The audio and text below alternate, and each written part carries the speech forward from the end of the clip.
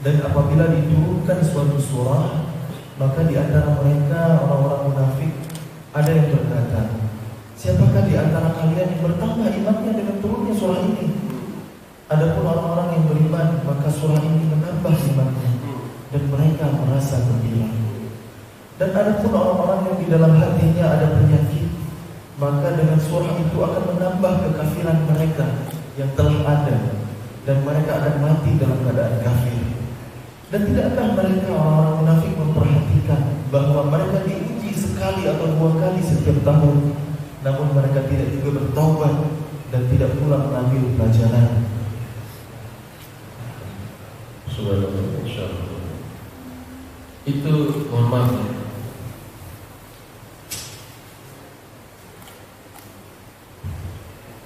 Allahumma tahhir qulubana min nifaq. Ya Allah, sucikan hati kami dari kemunafikan, wa amalana min riya. Bersihkan amal kita dari sifatnya. Teman-teman, saya tanya, ini ayat kan buat kita ya, orang munafik itu laku iman atau enggak iman? Laku iman.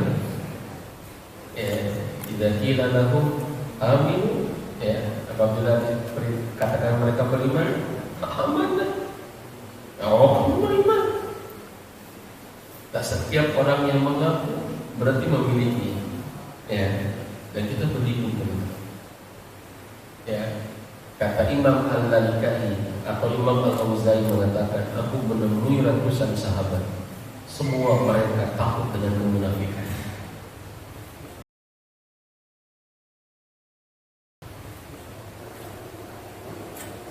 Cirinya teman-teman, cirinya ketika turun Al-Quran itu mereka nggak ada iman, nggak ada iman. Saya tanya, orang munafik di ayat ini mendengar atau diturunkan? Cuma mendengar atau menyaksikan diturunkan? Menyaksikan diturunkan. Bukan hanya mendengar. Artinya kan kondisinya lebih dahsyat, betul? Kita sekarang cuma mendengar. Kita nggak menyaksikan, kita tidak mengalami zaman di mana Quran masih diturunkan. Kepada siapa Quran diturunkan, kita tidak melihat. Tapi ketika turun, berarti kan kondisinya makin dahsyat. Sepakat ya, teman-teman? Tapi kondisi yang luar biasa dahsyat itu, orang munafik cuma bilang, ayyukum zadatu hadhihi iman. Emang ada yang nambah iman gitu? Puntennya, cek orang Sunda, misalkan kurang masa biasa-biasa wae.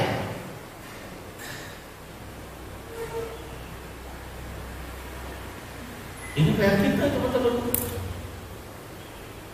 PR kita. Seberapa impact Quran itu buat kita gitu. Kadang kita baca Quran banyak, tapi kegalauan gak hilang gitu ya, bahagia gak muncul, bisikan setan makin kuat gitu ya. Ya kadang ini saya gitu ya, teman-teman sekalian. Ya Allah, itu munafik gitu ya. Kita khawatir teman-teman. Ini baik buat kita. Sampai saya suatu saat baca satu buku namanya itu Dumu'ul Qur'an, air mata para pembaca Quran. Itu terjemahan, saya bukan baca Arabnya, cuman judul Arabnya Dumu'ul Qur'an, air mata para pembaca Quran. Eta tuh akan detek itu baru di awalnya dibuka. Itu saya masih ingat, potongannya jelas. Hadis riwayat Imam Ahmad saya masih ingat.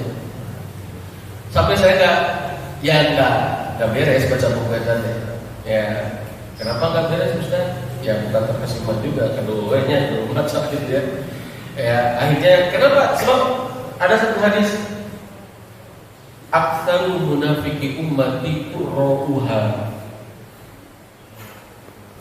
Munafik yang paling banyak di kalangan umatku adalah para pembaca Al-Quran. Teman-teman, lu baca Quran itu perlu diomongkan. Mereka yang nggak bisa baca Quran itu perlu diomongkan. Mereka yang belum bisa baca Quran itu perlu dibahas.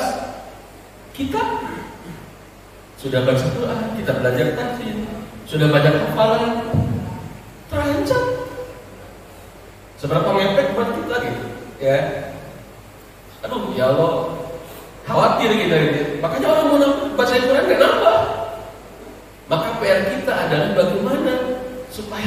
itu bisa ngefek gitu. Supaya Quran itu bisa berdampak. Jangankan Quran di waktu iman. Ali Zainal Abidin itu kalau mau sholat sudah bergetar, ya, sudah nangis gitu ya. Itu belum baca Quran, baru mau sholat, belum baca Quran. Kenapa? Karena merasakan, kata beliau, kenapa Anda menangis? Bagaimana aku tidak menangis? Aku akan menghadap Rabb, Tuhan yang menghidupkan dan mematikan. Jadi Masya Allah, inilah tidak bisa seperti ini, bukan dinangis-nangisin, bukan, tapi ada kekuatan iman yang kemudian merasakan kedekatan bersama Allah. Itu masalahnya. Inilah pentingnya iman sebelum Quran. Jangan sampai teman-teman sekalian, ya, kita nggak ada tahapan ini gitu ya. Bagaimana iman sebelum Quran? Apakah kita membangun keimanannya tanpa Quran? Ini kan pertanyaan, betul nggak? Ustaz, kok mana dimaksud iman sebelum Qurannya tuh? Beriman, berquran. Makanya judulnya beriman, berquran, bukan berquran, beriman, bukan. Ya, kenapa? Ya karena kata Ibnu Umar, mohon maaf, Abdullah bin Umar radhiyallahu anhu, kurang lebih kayak begini. Sama dengan Junub bin Abdullah tadi. Ya, sama dengan Junub bin Abdullah tadi. Kalian ini ke muridnya, ke masa tabi'in. Ya, kata Ibnu Umar, kalian ya dulu, mohon maaf, dulu kami itu belajar iman sebelum belajar Quran. Kami belajar Quran maka bertambahlah iman kami. Kalian belajar Quran tanpa iman, maka kalian selesaikan Quran berkali-kali, tapi iman kalian tak bertambah. Begitu. Sebelum dilanjutkan, kita dengarkan saudara kita untuk bisa menambahkan ya tentang iman sebelum Quran.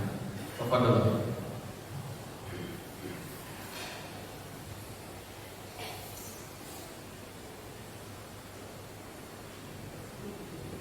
Saya pernah mendengar ada ulama yang menyampaikan begini, iman sebelum Quran itu kenapa urutannya harus begitu?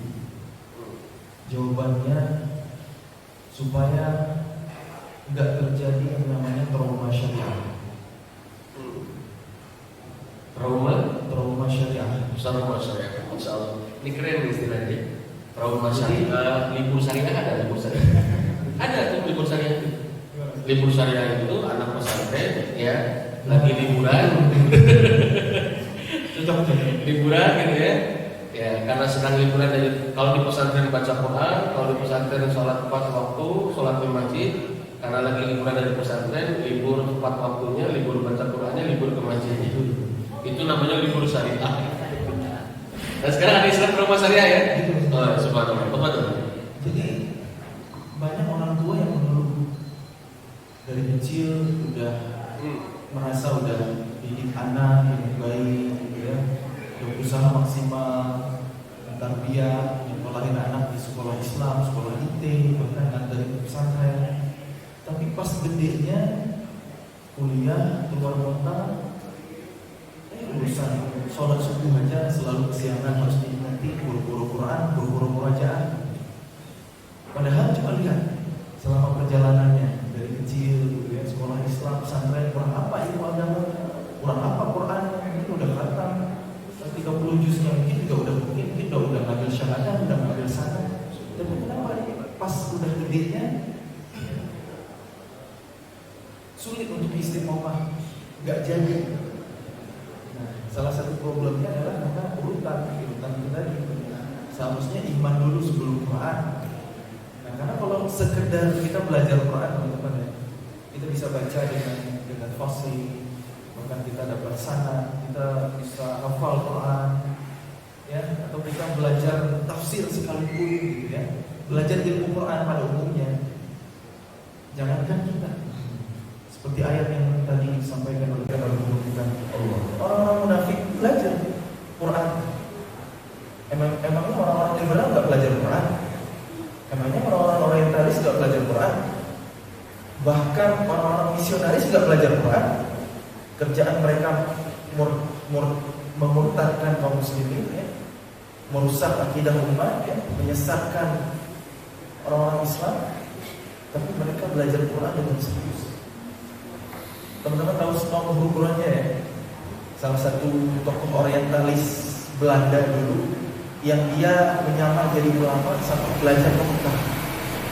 Dulu dia memprovokasi masyarakat Aceh. Pokoknya ibadah-ibadah aja deh, di musola aja, di surau aja, di menasah aja. Urusan pemerintahan selain ke India Belanda itu berhasil. Karena yang bilang kedoknya ulama. Sunnah Nubuwwah itu dia sampai dapat gelar kalau nggak salah Syekhul Islam. Belajar ke Mekah sampai dia menulis sebuah kitab hadis yang saya lupa namanya apa. Kalau teman-teman tahu kitab Fathur Rahman sebelum era digital, kalau kita mau melacak ya, kita hafal Quran, ingat satu kata, ingat satu kalimat di Quran ini ada di surah apa, ayat berapa, maka kita ngeceknya di kitab Fathur Rahman. Nah, semua guru-gurunya dia menyusun kitab ya, untuk hadis seperti Fathur Rahman. Jadi kalau kita mau tahu ini hadisnya ada di Sahih Bukhari kah, atau di Sunan atau Musika atau Musnad Ahmad kah, nomor berapa, kita nggak tahu hadisnya ada di mana. Kan ceritanya zaman dulu kan bukan kayak zaman kita sekarang, era digital, mau tahu hadis apa, mau tahu apa, tinggal klik langsung ketahuan. Nah kalau zaman dulu nggak bisa. Nah semua guru-gurunya itu dia menyusun kitab hadis ya, bersama rekan-rekannya, sampai-sampai itu di pembukaan itu terima kasih kepada semua guru-gurunya di mukadimahnya itu. Disebutkan itu namanya, disebutkan namanya. Dan bahkan sebelum era digital ya, begitulah ya cara Allah ya, Yuhyiru ada di kulli, dan bagaimana cara Allah memenangkan agamanya. Padahal tujuan orang-orang orientalis membuat kitab itu kan untuk mengelabui umat Islam, untuk merusak Islam, bahkan untuk memudahkan mereka melacak di mana hadis yang bisa dipakai untuk menyerang Islam, bisa dibelokkan maknanya, maksudnya dan lain sebagainya. Tujuan aslinya itu dulu. Tapi ternyata kata Ustaz Budi Asari, Hafizahullah Ta'ala, dulu di era sebelum era digital ya, kitab hadis karya semua guru-gurunya itu bermanfaat untuk mahasiswa yang belajar di jurusan hadis, untuk ngecek melacak itu bagaimana ya, kadang-kadang Allah itu memenangkan agamanya itu dengan tangan musuhnya. Subhanallah. Jadi intinya itu semua orang itu segitunya reputasinya ya, sampai pelajar serajin itu ya, serajin itu sampai dia pakai sorban, menyamar, emang nggak ketahuan. Ya, baru ketahuan belakangan karena dia berhasil memprovokasi, mengadu domba ya umat Islam yang ada di Aceh di masa perjuangan kemerdekaan. Orang Aceh udah sibuk aja dengan Quran, sibuk aja di masjid, sibuk aja di munasah, pokoknya urusan pemerintahan selain aja ke Hindia Belanda. Jadi kalau istilah Muhammad Nasir kan, ya, Islam ekonomi akan diawasi, Islam politik akan dihabisi, tapi Islam pendidikan dibiarkan. Pokoknya kalau urusan masjid, urusan ibadah ritual itu dibiarin aja sama mereka. Intinya itu. Jadi orang orientalis saja belajar seserius itu Quran, bahkan sampai hadis. Tapi imannya nggak ada. Imannya nggak ada. Tapi ilmu Qurannya, ilmu hadisnya jauh daripada kita hari ini orang awam. Tapi tempat mereka khalidina fiha abadan, di neraka, kekal selama-lamanya. Meninggal bukan hanya dalam kekafiran, tapi dalam kemunafikan. Innal munafiqina fi darkil asfali minan nar. Di keraknya neraka bahkan. Maka kita harus hati-hati. Apalagi tadi disebutkan bahwa kebanyakan orang-orang munafik itu dari para pembacanya itu Al-Quran. Walaupun Quran orang-orang kayak saya yang paling gak aman dibandingkan teman-teman. Karena hari ini saya dikenal sebagai dai, dikenal sebagai pengari Al-Quran. Kayak udah jadi anak muda paling Qurani aja. Padahal jauh. Secara background kehidupan saya aja itu, saya bukan lulusan bukan LC gitu kan, bukan LCMA, bukan SPDI juga, tapi bidang agama saya. Secara kehidupan saya arsitek. Kalau mau konsultasi bangun rumah siap, insya Allah saya bantu. Tapi kalau mau belajar agama harus kepada ulama. Kalau mau bangun rumah boleh sama saya. Tapi bangun dulu rumah tangga ya, dengan syarat dan ketentuan berlaku. Jadi balik lagi ke iman sebelum Quran ya. Kenapa iman dulu sebelum Quran? Supaya karena tanpa iman kita bisa jadi salah jalan dengan Quran. La haula wala quwwata illa billah. Dengan Quran bukan mencari ridha Allah, malah mencari simpati manusia, nyari followers, nyari sanjungan pujian, nyari dunia. Itu bukan tanpa iman, munafik. Makanya para sahabat Nabi dulu, ya, seperti kata Jundub bin Abdillah tadi, ya, "Fata'alam dan iman qabla al-Quran." Kami belajar iman sebelum Quran itu. Maksudnya di mana? Teknisnya kayak gimana? Kan kita nanya ya, bukankah untuk mengetahui keimanan kita tahunya dari Quran? Nah, ulama ada yang menjelaskan juga begini. Ayat-ayat Makkiyah yang turun sebelum peristiwa hijrah, itu kan pendek-pendek ya, jumlahnya banyak, karakternya begitu, dan isinya tentang basyiran wa nadhiran, kabar gembira, peringatan, kisah-kisah orang terdahulu, baik orang-orang saleh, para nabi, para anbiya, para rasul, dan juga yang durhaka kayak Fir'aun dan Qarun. Itu kan tema-tema ayat-ayat Makkiyah. Tujuannya adalah menumbuhkan iman. Tujuannya menumbuhkan iman, menancapkan fondasi akidah, menumbuhkan tauhid. Itu tujuan dari ayat-ayat Makkiyah. Setelah peristiwa hijrah, setelah Nabi pindah ke Madinah, menetap di Madinah, ya, ayat-ayat yang turun setelah peristiwa hijrah yang kita kenal dengan istilah ayat-ayat Madaniyah, karena ini definisi yang lebih tepat ya, bukan ayat Quran yang sekedar turun di Madinah, tapi ada peristiwa hijrah ya. Jadi ayat surat Madaniyah atau ayat Madaniyah itu adalah ayat yang turun setelah peristiwa hijrah. Karena ada kata teman-teman ya, surah pendek gitu ya, di juz 30 misalnya, surah An-Nasr. Kan pendek. Kita nyangkanya Makkiyah. Karena turunnya di Mekah memang, tapi dia setelah peristiwa hijrah. Ya, ketika Fathu Mekah itu kan, makanya disebut surah Madaniyah. Karena yang jadi pembeda itu adalah peristiwa hijrahnya. Nah, ayat Madaniyah secara umum temanya adalah tentang syariat, aturan, perintah, larangan. Tanpa iman, syariat itu beban. Makanya tadi cerita kok ada anak pesantren begitu libur bebas gitu, malah main game, malah main PS, malah keluyuran, malah nggak pulang kitab, nggak murojaah. Bisa kejadian begitu. Nah, itu tadi problemnya adalah tahapan. Imannya belum tuntas, tapi sudah dikenalkan dengan dengan ilmu yang berat-berat, atau sudah ditaklidkan, dibandingkan dengan agama syariat gitu. Jadi makanya tanpa iman syariat jadi beban. Catat teman-teman, tanpa iman syariat jadi beban.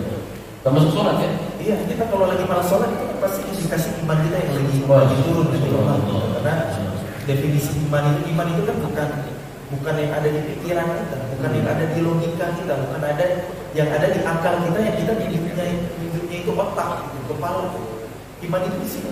Seperti perkataan seorang tabi'in juga ya, Imam Hasan Al-Basri rahimahullah taala, al-iman ma waqara fil qalbi wa tasaddaqahu al-a'mal.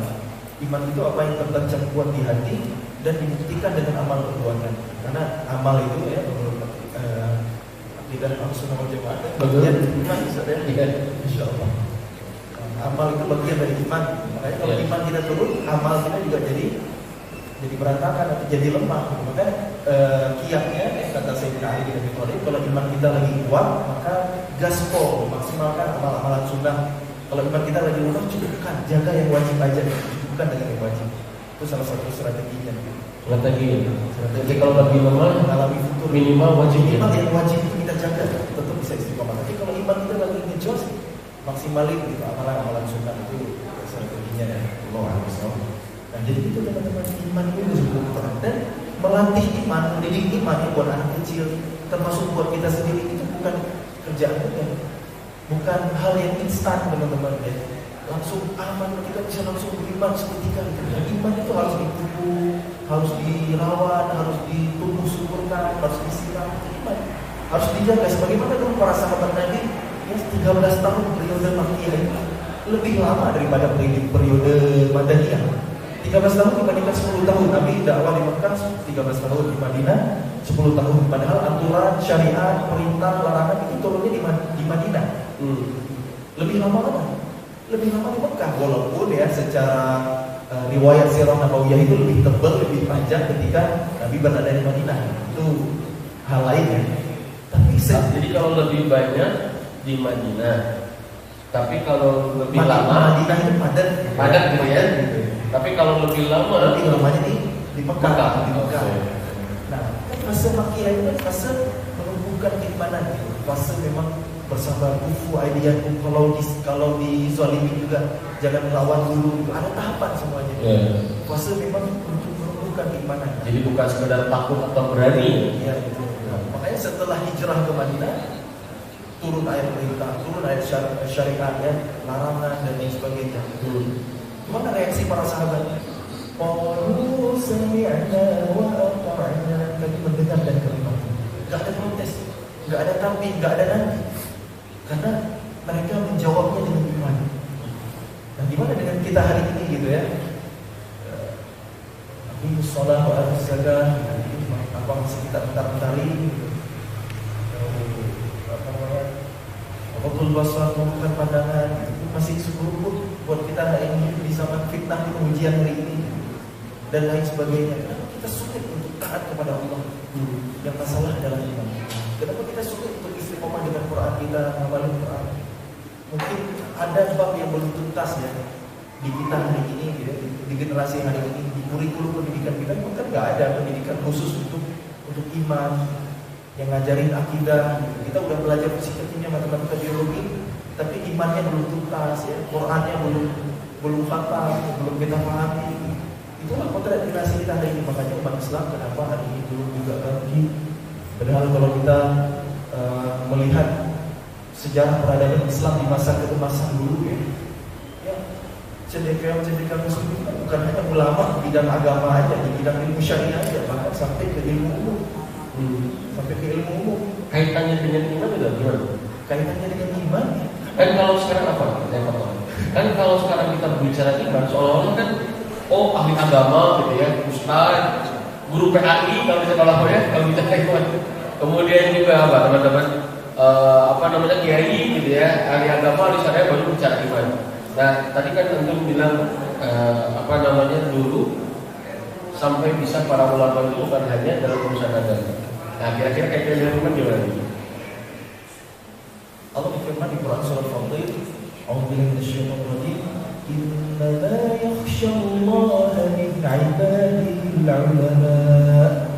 Sesungguhnya hamba-hamba Allah yang paling takut kepada Allah, yang paling takut kepadanya adalah para ilmuwan, para ulama, para ahli ilmu. Jadi makin berilmu itu makin takut kepada Allah, makin bertambah imannya.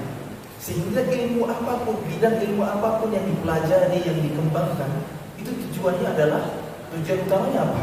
Sesuai dengan tujuan penciptaan kita. Wa ma khalaqatul jinna wal insa illa liya'budun. Di dalam penciptaan jin dan manusia, mereka untuk beribadah kepada Aku. Yang pertama adalah untuk menjadi Abdullah, menjadi hamba Allah yang beribadah kepada Allah. Itu tujuan hidup kita yang pertama.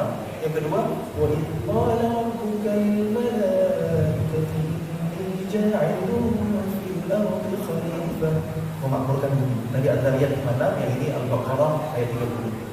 Dan tugas kita kan dua ya, jadi hamba Allah, beribadah kepada Allah, dan memakmurkan bumi. Nah, apa kaitannya dengan iman? Apa kaitannya dengan implementasi dalam bidang keilmuan, misalnya dalam bidang umum misalnya? Nah, teman-teman semuanya disayang oleh Allah Subhanahu wa Ta'ala. Kita hari ini hidup di zaman sekarang, kayak di zaman materialisme hari ini kita wajar memaklumi kalau yang namanya belajar, yang namanya sekolah itu ya biar pintar, biar sukses di masa depan, biar mapan, biar kaya, biar hidup nyaman gitu. Benar nggak? Yang kita pikirin hari ini, tujuan sekolah apa? Ya karena di sekolah sama orang tua, biar kita belajar buat apa? Buat naik kelas kan ya? Buat bisa jawab ujian gitu. Setelah itu ilmunya lupa lagi, nggak jadi masalah buat kita hari ini. Ya, kan? Sekolah itu kan hanya formalitas, mungkin gimana caranya bisa masuk kampus favorit, nanti jurusan-jurusan yang ada di kuliah pun, yang diizinkan beroperasi pun, yang ada proyeksi nanti diterima di dunia kerja itu di sektor apa? Orientasinya udah kayak gitu. Orientasinya dunia hari ini. Bukan nggak boleh meraih dunia, boleh. Tapi kalau tujuan akhirnya adalah dunia, itu yang problemnya. Wala taj'alil dunya akbar hammina wala mablagha ilmina. Itu kan dalam doa Nabi. Ya Allah, jangan jadikan dunia ini puncak dari kegelisahan kami, dan bukan pula puncak dari ilmu kami. Ternyata puncak ilmu kita hari ini semuanya dunia. Kenapa pilih jurusan ini kedokteran? Biar penghasilannya gede, gaji dokter kan, penghasilan dokter kan tinggi. Kenapa sekolah lagi? Ya biar nambah gelar gitu. Dengan itu nanti bisa promosi jabatan, naik gaji gitu. Jadi Tujuan ilmu kita hari ini dunia. Beda dengan ulama-ulama zaman dulu, sebut aja ya, random teman-teman. Yang Muhammad bin Musa al-Khwarizmi yang kita kenal sebagai penemuh aljabar yang kita pelajari di bangku sekolah waktu SMP dulu.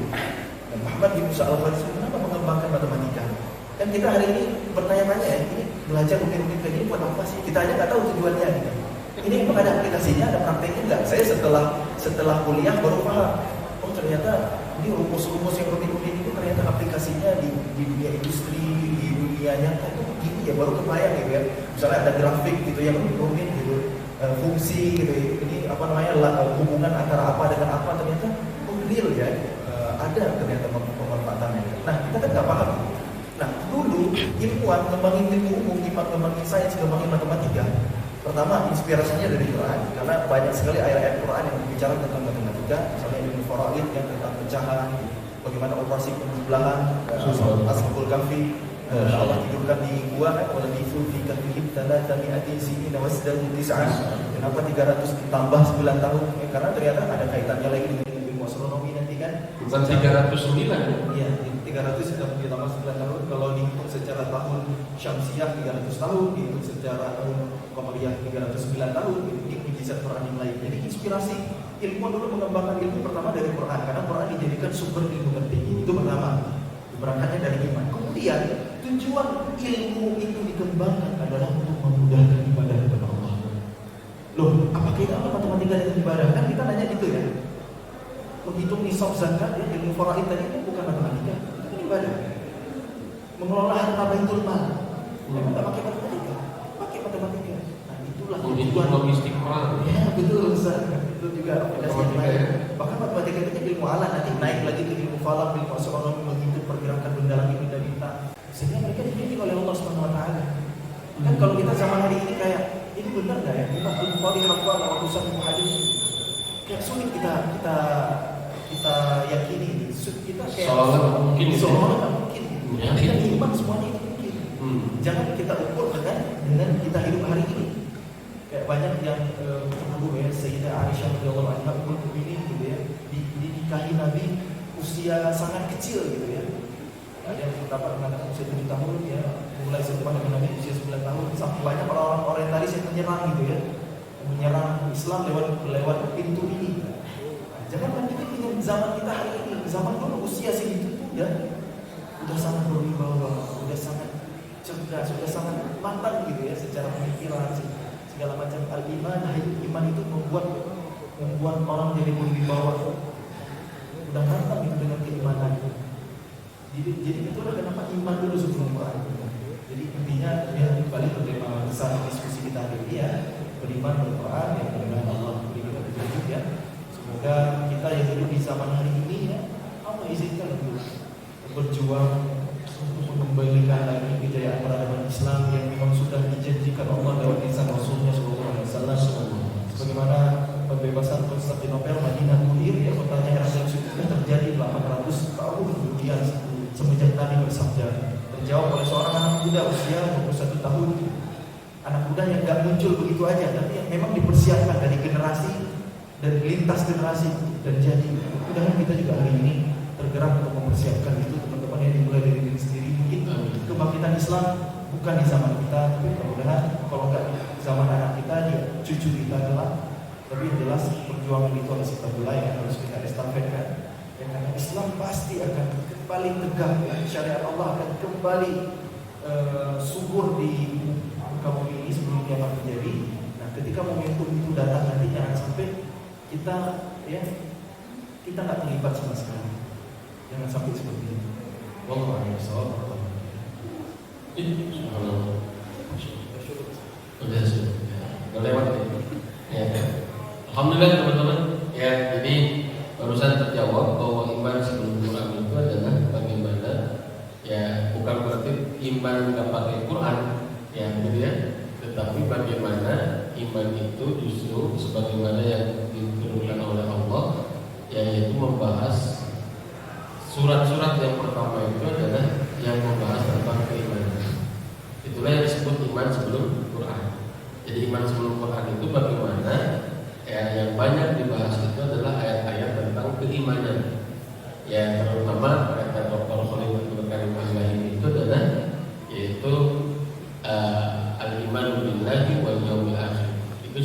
karakter ciri khas surat-surat Makkiyah. Ya, sudah jadi ciri khas surat-surat Makkiyah. Nah, terakhir teman-teman, bagaimana supaya Al-Quran ini betul-betul nambah iman? Ya, maka saya tambahkan sedikit gitu ya, yaitu ada perintah untuk mentadaburinya. Ya, jadi iman sebelum Quran, lalu berquran nambah iman, kan gitu ya. Bagaimana berquran supaya nambah iman? Yang sebelumnya sudah punya bekal iman, maka di sanalah pentingnya kita bertadabbur. Di sana pentingnya kita merenungi ayat-ayat Allah. Wa man tadabbara faqad ihtada. Kata Ibnu Taimiyah, bahwa barang siapa yang bertadabbur, maka dia akan mendapatkan petunjuk. Maka Quran itu bukan hanya kita beribadah, tapi juga bagaimana jadi kita berhidayah. Kita beribadah mah ngertos, ngerti nggak ngerti, dibaca dengan baik, ya insya Allah dapat pahala.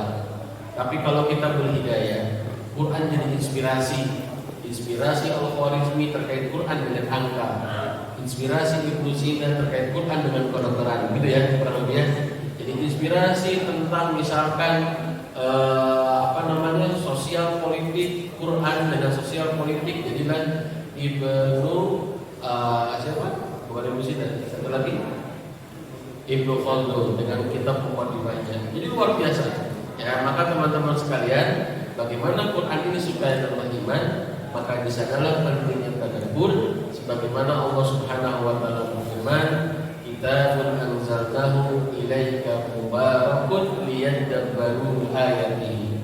Ya, inilah Al-Quran, kitab yang kami turunkan kepada Muhammad penuh dengan keberkahan, ya, untuk ditadaburi ayatnya. Untuk ditadaburi. Jadi Quran diturunkan untuk ditadaburi. Ya, apa bedanya dengan tafsir? Tafsir itu kewajiban para ulama. Harus ada perangkatnya yang disebut dengan ulumul tafsir, ulumul Quran. Tapi tadabbur itu kewajiban semua orang yang mengaku beriman kepada Quran. Maka kalau membaca, niatkan. Kata Dr. Khalid Abdul Karim, ini seorang ulama, dosen dari Ummul Qura di bidang tafsir. Kata beliau, barang siapa yang tidak meniatkan tadabbur di dalam membaca Al-Quran, maka itu sudah melalaikan hak Al-Quran. Ya, akhirnya apa? Berbuahlah orang-orang munafik yang menambah iman ketika berinteraksi dengan Quran, bahkan menyaksikan Al-Quran diturunkan. Berbuahlah kayak Khawarij yang kemudian mereka sering membaca Quran tapi tidak lebih daripada kerongkongan. Waliyadzubillah. Baik teman-teman, mungkin itu saja yang kami bahas pada kesempatan kali ini. Bagaimana Pak Moderator? Insyaallah cukup ya teman-teman ya. Tapi kayaknya teman-teman udah jauh-jauh ke sini mungkin ya, nggak semuanya dari yang tinggal sekitaran sini ya, ada yang jauh-jauh datang ke sini. Masa pulang nggak bawa oleh-oleh gitu ya? Iya. Masa pulang nggak bawa oleh-oleh gitu ya? Nanti Masya Allah, iya. Masya Allah. Jadi oleh-olehnya teman-teman ya, langkah praktis gitu ya. Kalau Ustaz Hasan tadi udah nyampain ya, next stepnya apa? Terus kita ngapain? Dari sini tadabbur, dan itu solusinya. Nah, gimana cara tadabbur? Saya nanya sekarang, kira-kira kita di sini pasti lancar nggak ya dengan bahasa Arab? Kalau baca Quran bisa langsung paham nggak? Enggak ya. Enggak ya. Nah, jadi cara sederhana kita tadabbur Quran hari ini adalah dengan membaca terjemah. Itu cara paling sederhana. Paling sederhana ya. Walaupun terjemah itu tidak bisa mengcover makna Al-Quran ya. Tidak bisa. Terjemah itu tidak bisa mengcover makna Quran. Malah kalau kita mau menyimpulkan ya, mau memahami Quran itu nggak cukup terjemah, itu harus disampaikan juga. Karena jangankan kita, generasi tabligh aja pernah ada yang salah paham sama ayat Quran gara-gara cuma memahami terjemah aja. Padahal itu orang Arab, ngerti bahasa Arab, tapi ketika Quran itu dijauhkan dari konteksnya itu bahaya. Karena Quran ini kan bukan hanya teks, ada konteks ya. Walaupun tidak semua ayat ada asbabun nuzulnya, ada sebab-sebab turunnya ayat, tapi Quran itu ada konteksnya, ada ilmu alam panjang lah. Dulu saya teringat ya, ada ulama menyampaikan tentang ayat yang ada di surah Al-Baqarah, wala tulqu biaydikum ila tahluka. Janganlah kalian menimpakan diri kalian ke dalam kebinasaan. Di generasi tadi ini ada orang yang memahami ayat ini dengan menghindari jihad fisabilillah. Kenapa? Karena kalau kita mati terbunuh di jihad fisabilillah sementara kita nggak siap berperang, maka itu binasa. Maka jangan jatuhkan diri ke dalam kebinasaan. Jadi kalau ada siap perang, jangan ikut, menghindar, gitu. Gak mempersiapkan diri, itu pemahaman di generasi kami. Kemudian ditegur oleh yang paham. Gitu. Kalau kamu pemahaman bukan itu dulu maksud ayat itu diturunkan. Ternyata walaupun itu tidak tahlukah, jangan jatuhkan diri kalian ke dalam binasa. Justru itu adalah anjuran untuk jihad fisabilillah, mempersiapkan diri. Wa'idu lahum mastata'tum, latih fisik kalian, latih kuda-kuda kalian, persiapkan pedang-pedang panah-panah kalian, sehingga kalau ada musuh datang menyerang, kalian sudah siap untuk berjuang, siap untuk melawan, siap untuk berjihad fisabilillah. Kalian tidak akan mudah dikalahkan, tidak mudah dibinasakan. Itu maksudnya. Jangan jatuhkan diri kalian ke dalam, jangan timpakan diri kalian ke dalam kebinasaan. Walaupun bi'aidikum tidak tahu. Coba lihat, itu baru di generasi tabi'in. Itu memahami ayat Quran bisa 180 derajat beda. Aslinya menyuruh jihad fisabilillah, malah dipahami untuk lari dari jihad fisabilillah. Ngeri gitu. Itu baru di generasi tabi'in. Apalagi di zaman kita hari ini, hanya modal terjemah langsung, dari kesimpulan langsung menyimpulkan. Bahaya. Makanya tadabburi Quran dengan terjemah. Kalau ada yang tidak dipahami, tanyakan kepada ulama, tanyakan kepada ahli tafsir. Itu caranya ya. Tapi jangan juga gara-gara aku kalau gitu nggak usah, takut salah paham, takut salah mispersepsi gitu. Kalau gitu nggak usah baca deh terjemah gitu. Nanti salah kaprah lagi. Terus berapa di Quran dicetak plus dengan terjemahnya kalau nggak dibaca? Kan kita hari ini belum bisa bahasa Arab. Ya. Kalau mau belajar bahasa Arab, ilmu nausaraf, ilmu balaghah, itu biar bisa memahami Quran, itu luar biasa lagi. Tapi kan butuh waktu, ya butuh keistiqomahan, butuh konsistensi. Ya. Untuk hari ini yang praktis langsung kita lakukan gimana? Baca terjemah. Jangan sampai seumur hidup kita belum pernah khatam Quran plus dengan terjemah. Masa yang lain-lain ya kita kuliah, novel itu beres kita baca. Ya drama, ya berseri-seris gitu ya. Khatam kita nonton, Quran belum beres, katanya Quran udah ketujuh, katanya mau dicahayai hidupnya dengan Quran. Kita nggak pernah mau kepo, nggak pernah mau coba dengan Quran. Nah, makanya mumpung ya, masya Allah ya, 70-an hari lagi kita akan sampai pada bulan Quran, masya Allah. Kemana saya dari sekarang? Kita baca Quran, pada bulan makanya. Jadi buat teman-teman yang hari ini udah istiqomah, udah rajin ngaji tiap hari, udah one juz, tinggal next level aja. Kalau udah konsisten sehari 1 juz, tambahin ngaji plus dengan terjemah, 1 juz plus dengan terjemah. Ada berat, udah kurangin aja jadi setengah juz nggak apa-apa. Plus dengan terjemah, berat juga ternyata. Ya udah deh 1/4 juz, 2 lembar setengah. Masih berat nggak? 2 lembar setengah sehari. Tinggal bagi aja, beres sholat 5 waktu 1 halaman. 1 halaman itu nggak nyampe 5 menit teman-teman. Kalau kita baca dengan tartil ya, 5 menit lah katakanlah 5 menit baca terjemah. Nah itu insya Allah. Kalau kita bisa konsisten istiqomah begitu 4 bulan pertama. Nah, nanti pas di Ramadan nanti makin gaspol lagi ya. Mudah-mudahan beres Ramadan nanti khatam insyaallah. Gitu ya, khatam Al-Qur'an plus dengan terjemahannya. Minimal itu dulu. Jangan sampai seumur hidup kita belum pernah merasakan gitu ya, walaupun sebagian kecil dari kandungan Quran itu belum kita rasakan, belum pernah sampai ke kita. Jangan sampai seperti itu ya. Allah bisawab. Jadi kita cukupkan ya pertemuan kita di pagi hari ini. Insyaallah berkah ya, tak terasa ya. Sudah 1 jam setengah lebih. Singkat sekali karena ini daging-daging semuanya nih ya. Insyaallah dari daging Ustaz kita. Tapi yang paling penting mudah-mudahan bisa kita amalkan. Karena ilmu yang bermanfaat adalah ilmu yang bukan sekedar menjadi wawasan pikiran, tapi ilmu yang diwujudkan dalam amalan. Allahumma inna nas'aluka 'ilman nafi'an wa rizqan thayyiban wa 'amalan